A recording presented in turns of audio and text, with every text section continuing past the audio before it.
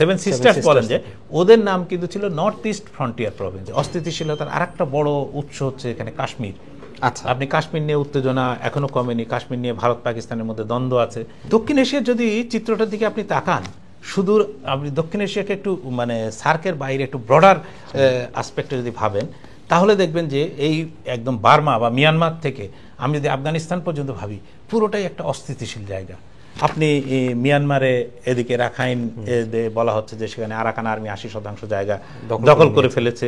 আপনি ভারতের উত্তর পূর্বাঞ্চলে মণিপুরে দীর্ঘ 2 বছরের বেশি সময় ধরে একটা অস্থিতিশীলতা মানে আন্দোলন চলছে কুকি আর মেইতি 2 সম্প্রদায়ের মধ্যে।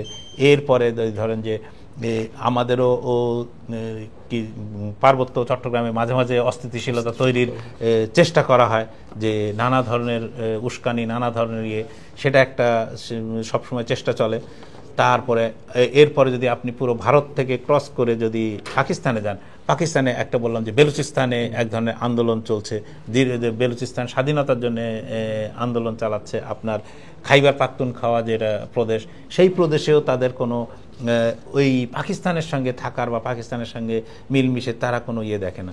এই প্রদেশ ব্রিটিশদের এইখানকার যারা উপজাতি জনগোষ্ঠী, ধর্মসূত্রে তারা মুসলমান, কিন্তু তারা উপজাতি জনগোষ্ঠী, তাদের নিজস্ব রুল, নির্দিষ্ট আইন কানুন ছিল। তো এবং ব্রিটিশদের সঙ্গে চুক্তি অনুযায়ী ওইখানে কখনোই ব্রিটিশরা কোথাও হস্তক্ষেপ করেনি। সেটা কি ওই পশ্চিম সীমান্ত প্রদেশে, উত্তর পশ্চিম সীমান্ত প্রদেশে কি এই যে তাদের এই একটা ছিল ব্রিটিশ ভারতে, কিন্তু একটা ছিল নর্থ ওয়েস্ট ফ্রন্টিয়ার প্রভিন্স, একটা ছিল নর্থ ইস্ট ফ্রন্টিয়ার প্রভিন্স। আজকে যে আসাম সহ যে 7টা আপনি যে সেভেন সিস্টার্স বলেন যে ওদের নাম কিন্তু ছিল নর্থ ইস্ট ফ্রন্টিয়ার প্রভিন্স, ঠিক আছে। এই দুটো জায়গার কিন্তু যেসব উপজাতি জনগোষ্ঠী যারা ছিল, তাদের কিন্তু ব্রিটিশরা কখনোই নিজেদের আইন দ্বারা, যে ব্রিটিশ আইন আমরা যে দেখি, তাদেরকে তাদের নিজস্ব নিয়ম রীতি দ্বারা শাসন করার চেষ্টা করেছিল। এর মাঝখানে একটা জিনিস বাদ পড়ে গেছে, যে অস্থিতিশীলতার আরেকটা বড় উৎস হচ্ছে এখানে কাশ্মীর। আচ্ছা, আপনি কাশ্মীর নিয়ে উত্তেজনা এখনো কমেনি, কাশ্মীর নিয়ে ভারত পাকিস্তানের মধ্যে দ্বন্দ্ব আছে। সেখানে কাশ্মীর একাংশ ভারতের দখলে, একাংশ পাকিস্তানের দখলে। ফলে কাশ্মীরিদের নিজস্ব কোনো কথা বা নিজস্ব কোনো আত্ম অধিকার বা কোনো সিদ্ধান্ত নেওয়ার অধিকার নেই। ফলে পুরো জিনিসটাই হঠাৎ করে, এবং এই সময়কালে দেখবেন যে গত 6 মাস 1 বছরে হঠাৎ করে অস্থিতিশীলতা যেন বেড়ে গেছে।